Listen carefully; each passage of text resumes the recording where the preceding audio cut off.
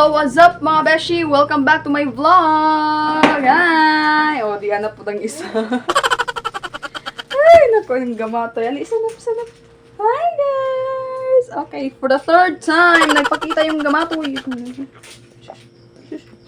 nag-inom mo dahil nagkape. Nay! Ay! So, ngayong hapunan mga besh, magluluto po ako ng tinulang manok. Tinulang manok. Nakapalit kag tanglad ma. Oh, paliton ng tanglad din mga besh. Hello mga besh. Ayan, press kong petchay mga beshies. Ayan. Why petchay sa asang? Hi guys, we have petchay here. Ayan, fresh na petchay. Ihahalo natin yan sa ating tinolang manok. Yay! Yeah, tinolang manok. Cook vegetables. Yes. We will be cooking tinulang manok. Ayan, let's go! Iwa muna tayo ng pitsay dahil yung ating manok na galing sa freezer ay matigas pa. Ayan. Nilagyan ko muna ng tubig para lumambot. Hi guys! Cooking tayo! Yan, maghiwa muna tayo ng petchay, fresh from the market. Ay, fresh from the farm. Ayan, yung petchay, ang ganda. Napaka-green. Tapos, hindi siya lantak, talagang presko.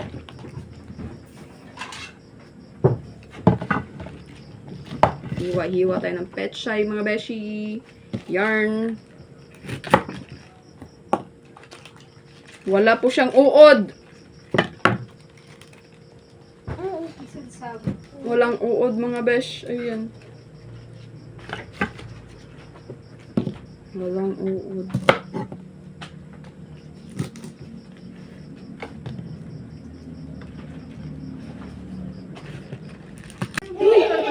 Gusto ko ba yung ikat-kat? Nak, stand up na.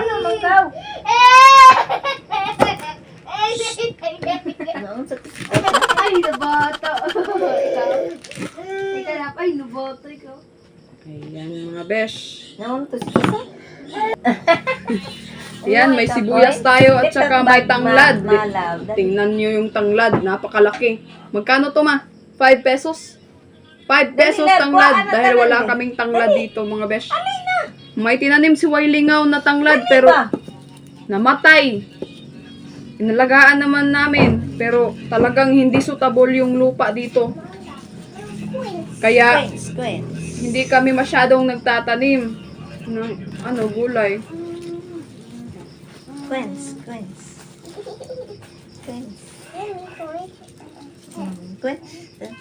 This lang. Ito lang sa'yo. This is for you. Put it on your piggy bank. Ari na, oh. Yan, magaling po ako magbugkos ng tanglad mga besh. Dari na labo. Ari so many coins. Coins.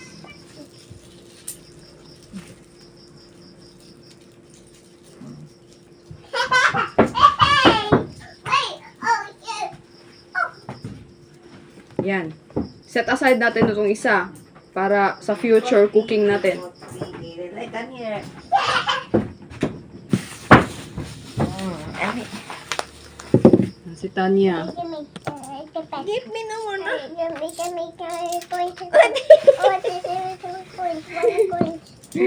coins.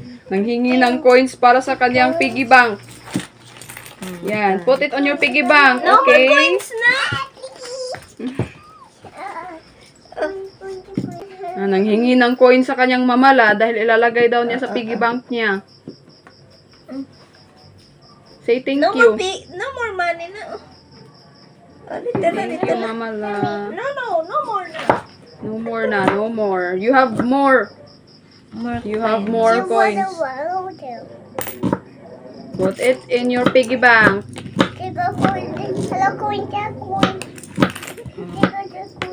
Yes. Put there.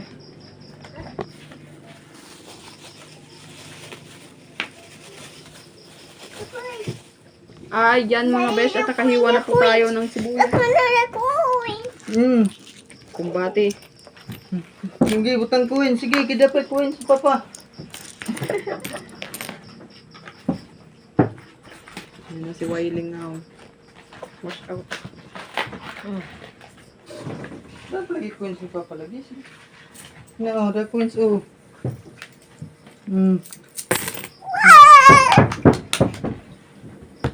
Darang kuin si May, oh. May?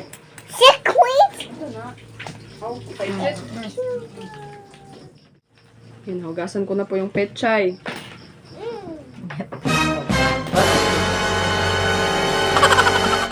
Ayun! Nag-brown out po mga besh! Yan mga besh, dahil naabutan tayo ng brown out. Naku, surneko. My gosh. Ayan yung pechay, nahugasan ko na po. Of course, the show must go on mga beshi. Ayan, magluluto pa rin tayo kahit brown out. Dali na lang. Ayan po yung sibuyas. At saka ito po yung tanglad. Ayan, nahugasan ko na po yan. Maghiwa muna pala ako ng ano. Ayan, ng luya. My goodness, luya. Ayan, ito lang po yung ilaw namin. Ayan. Ayan yung mga ilaw. Ayan. Dahil nag-brown out, mga besh. Opo. Nag-brown out. Naabutan po tayo ng brown out. Ayan. Itong kuan rin, ah. Itong timbangan. Baka magtimbang naman. Naguba. Di ba, eh? Kayo man. Yeah. Iya mo dyan pabalik kayo naguba. Iya namang guylonghan. Aon sana. Pero mukha, di ba? Mga besh, ito na po yung manok. Nahugasan ko na po ito at ilalagay ko na po ito dito. Ayan. Hindi ako may kuin diri. Ayan, besh, hindi na po masyadong makita yung ano, yung paligid dahil brown out mga beshi. Pero patuloy tayo magluluto dahil magutom kami. Ayan mga besh, pinakuluan ko muna yung manok para mawala yung ano, yung langsa at saka hindi siya masyadong oily yung ating sabaw. Ayan. Ayan, nasira na po yung kaldero namin. Wala na po kaming ibang kaldero. Ayan, pagpasensyahan nyo na. Yan. Ang importante makaluto tayo panihapon or dinner. Yan.